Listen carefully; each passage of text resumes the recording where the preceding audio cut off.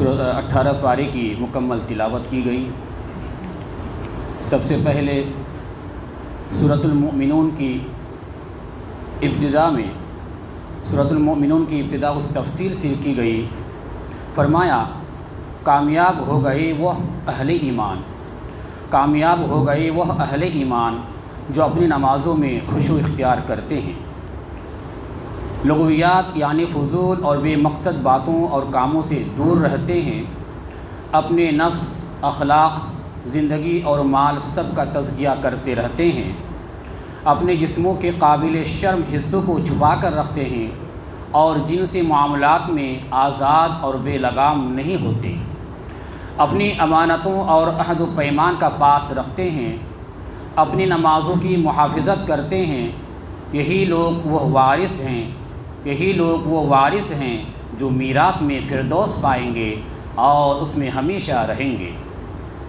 فرمایا انسان کی پیدائش میں خدا کی قدرت کی جو نشانیاں ہیں ان سے موت کے بعد دوبارہ اٹھائے جانے پر دلیل دی، اور کائنات میں خدا کی پروردگاری کی جو نشانیاں ہیں ان سے سزا اور جزا کے لازم ہونے کی دلیل دی۔ ہر قسم کے میووں، پھلوں اور غذا کی دوسری چیزوں، جانوروں اور ان کے دودھ اور دوسرے فوائد کی تفصیل گنا کر توجہ دلائی کہ جو ہستی تمہاری ایک ایک ضرورت اور آسائش کا اس درجہ خیال رکھتی ہے، کیا تمہیں اور ان چیزوں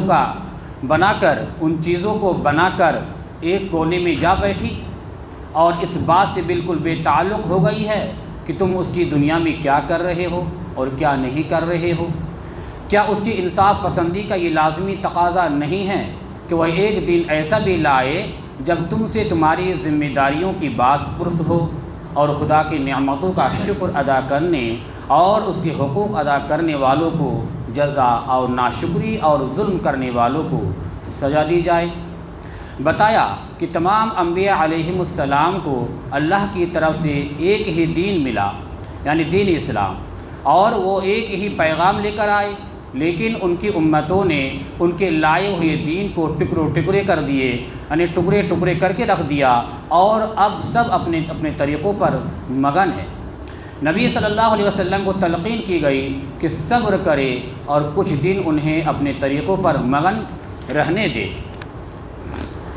یہ دنیا اور دنیا پرست اپنی انہی دلچسپیوں میں ڈوبے رہیں گے، یہاں تک کہ جب ہم ان کو پکڑیں گے تو یہ سب چیخیں گے اور چلائیں گے، لیکن یہ سب بیکار ہوگا۔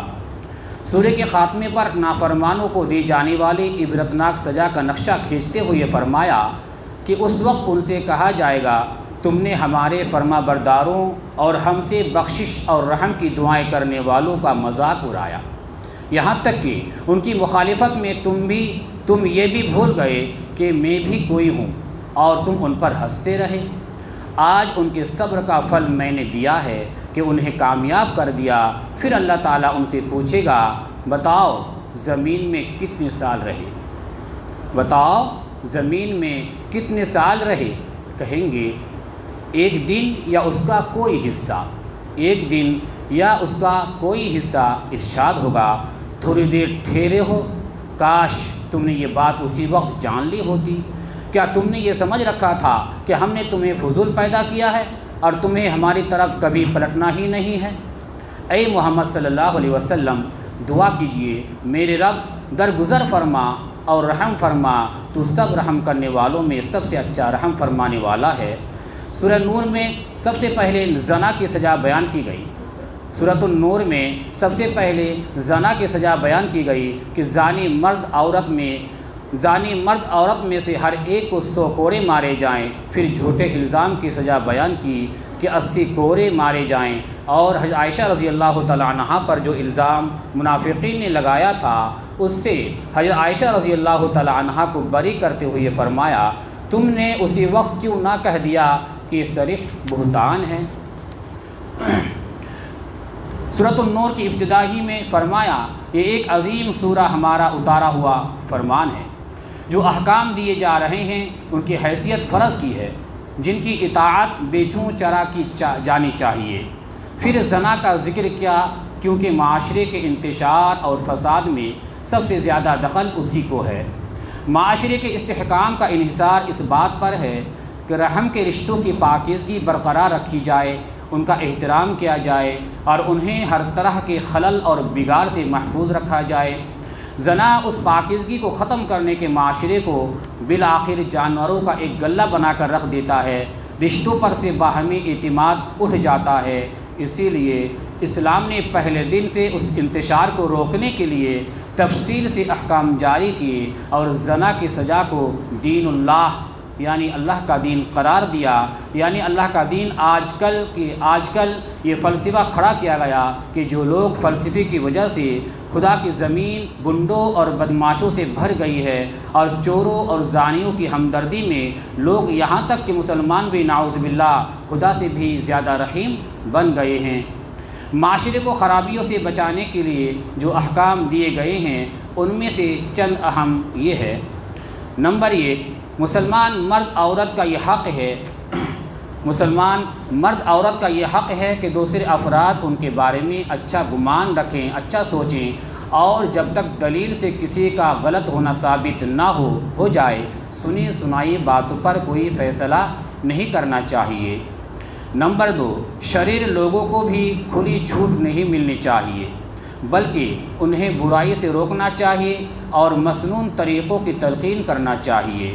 نمبر 3، بدمعاش لوگ اچھے معاشرے کو برداشت نہیں کر سکتے، اس لیے بے حیائی کا چرچا کرتے ہیں، مگر یہ بات خدا کے نزدیک بہت بری ہے۔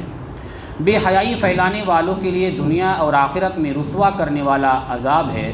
نمبر 4، بے اجازت ایک دوسرے کے گھروں میں داخل نہیں ہونا چاہیے۔ بے اجازت ایک دوسرے کے گھروں میں داخل نہیں ہونا چاہیے۔ 3 دفعہ اجازت مانگنے پر بھی جواب نہ ملے تو واپس لوٹ جانا چاہیے۔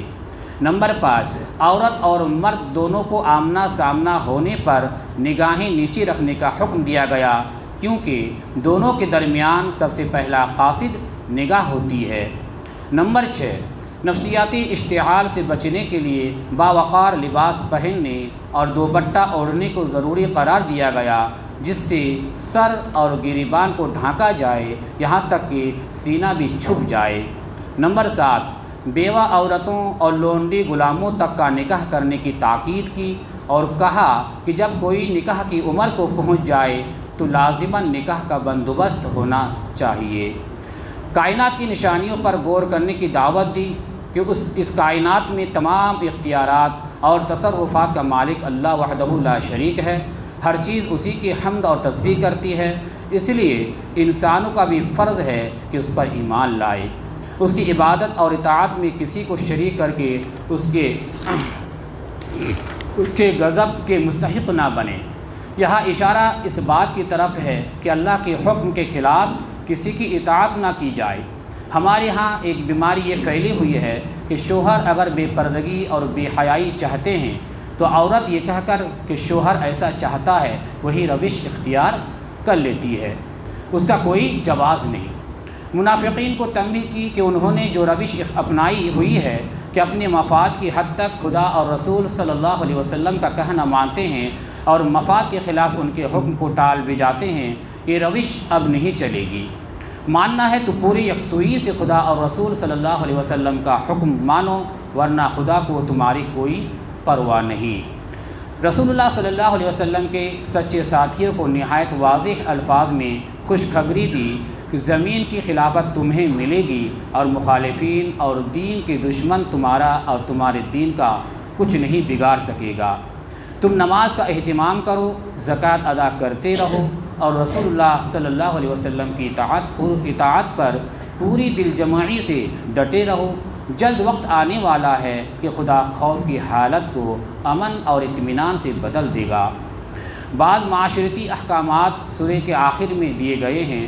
آیت نمبر 58 میں کہا گیا ہے کہ گھر کے نوکر، چاکر اور نابالغ بچوں کو چاہیے کہ ان 3 اوقات میں اجازت لے کر کمرے میں داخل ہوں۔ نمبر 1، فجر کی نماز سے پہلے۔ نمبر 2، دوپہر کو جب کپڑے اتار کر لیٹتے ہیں۔ نمبر 3، عشاء کی نماز کے بعد۔ یہ 3 اوقات تمہارے پردے کے ہیں، ان اوقات کے علاوہ وہ بلا اجازت آئیں تو تم پر اور ان پر کوئی گناہ نہ ہوگا، تم ایک دوسرے کے پاس بار بار آتے جاتے ہو۔ اس طرح اللہ تعالیٰ اپنے ارشادات کی توضیح کرتا ہے، وہ بڑا علیم و حکیم ہے۔ پھر بچے جب بڑے ہو جائیں تو چاہیے کہ اسی طرح اجازت لے کر آیا کرے جس طرح ان کے بڑے اجازت لیتے رہے ہیں۔ جو عورتیں ادھیڑ عمر کی ہوں اور انہیں نکاح میں دلچسپی نہ ہو، اگر اپنی چادریں اتار کر رکھ دیں تو ان پر کوئی گناہ نہیں، بشرطے کہ زینت کی نمائش کرنے والی نہ ہوں۔ پھر بھی وہ احتیاط کریں اور حیا داری برتیں تو ان کے حق میں اچھا ہے۔ حضرت عبداللہ بن عباس رضی اللہ تعالیٰ عنہ فرماتے ہیں کہ جب اللہ تعالیٰ کا یہ حکم آیا کہ ایک دوسرے کا مال ناجائز طریقوں سے نہ کھایا کرو، تو لوگ ایک دوسرے کے یہاں کھانا کھانے میں سخت احتیاط برتنے لگے، حتیٰ کہ قانونی شرطوں کے مطابق صاحب خانہ کی دعوت اور اجازت جب تک نہ ہو کسی عزیز یا دوست کے یہاں بھی کھانا جائز نہیں سمجھتے تھے۔ اس کے تردید میں فرمایا، معذور حضرات، اندھے، لنگڑے، بیمار اور خود تم لوگ اپنے رشتہ داروں کے یہاں کھا سکتے ہو، جیسے باپ، دادا، ماں، نانی، بہنوں اور بھائیوں کے گھر، اسی طرح چچا، پھوپھی، خالہ، ماموں کے گھر بھی کھانا کھا سکتے ہیں۔ اسی طرح جن گھروں کی کنجیاں تمہاری سپردگی میں ہوں یا جو تمہارا قریبی بے تکلف دوست ہوں، اس کے یہاں بھی کھا سکتے ہو، اس میں بھی کوئی حرج نہیں کہ سب مل کر کھاؤ یا الگ الگ کھاؤ۔ البتہ جب گھروں میں داخل ہوا کرو تو اپنوں کو سلام کر لیا کرو کہ یہ دعائے خیر ہے جو اللہ کی طرف سے مقرر کردہ بڑی بابرکت اور پاکیزہ ہے۔ اللہ تعالیٰ اسی طرح تمہارے سامنے آیات بیان کرتا ہے، توقع ہے کہ سوجھ بوجھ سے کام لوگے۔ اس آیت سے یہ بات بھی سمجھ میں آتی ہے، معذور حضرات کا حق ہے کہ مسلم معاشرے کا ہر فرد انہیں کھانا کھلانے پر تیار رہے، نیز وہ خود بھی کسی کے گھر جا کر کھانا مانگ سکتے ہیں، کھا سکتے ہیں، صاحب کھانا کو انکار نہیں کرنا چاہیے۔ دوسری بات یہ کہ اعزاء و اقارب کے گھر کھانا ایسا ہے جیسا اپنے گھر کا کھانا،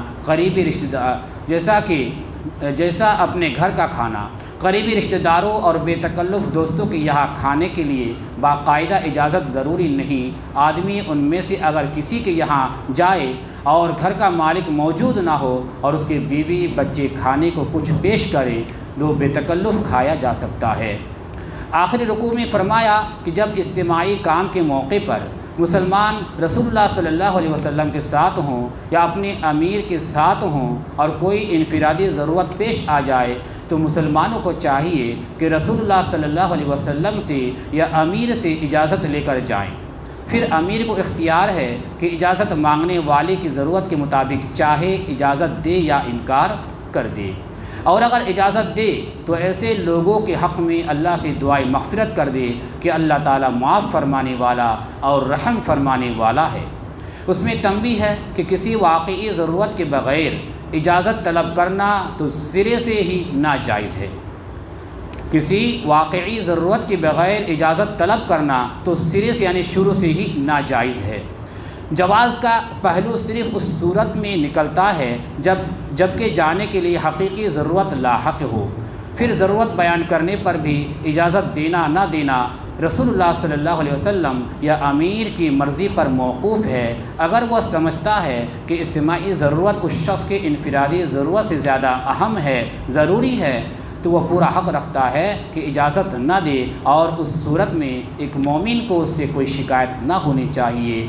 اجازت کے ساتھ استغفار کا حکم دینے میں تنبیہ ہے کہ اجازت طلب کرنے میں اگر ذرا سی بہانہ بازی کا بھی دخل ہو یا اجتماعی ضرورت پر انفرادی ضرورت کو مقدم رکھنے کا جذبہ کار فرما ہو تو یہ ایک گناہ ہے۔ لہٰذا رسول اللہ صلی اللہ علیہ وسلم اور ان کے جانشین کو چاہیے کہ اجازت دینے کے ساتھ یہ بھی کہہ دے کہ خدا تمہیں معاف فرمائے۔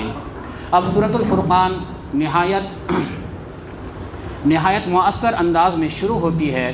بڑی ہی بابرکت ہے وہ ذات جس نے اپنے بندے پر حق باطل کے درمیان امتیاز کرنے والی کتاب اتاری تاکہ وہ اہل عالم کو ہوشیار کر دے کہ وہ ذات آسمانوں اور زمین کی بادشاہی کی مالک کسی بیٹے یا بادشاہی میں کسی کی شرکت سے پاک ہے۔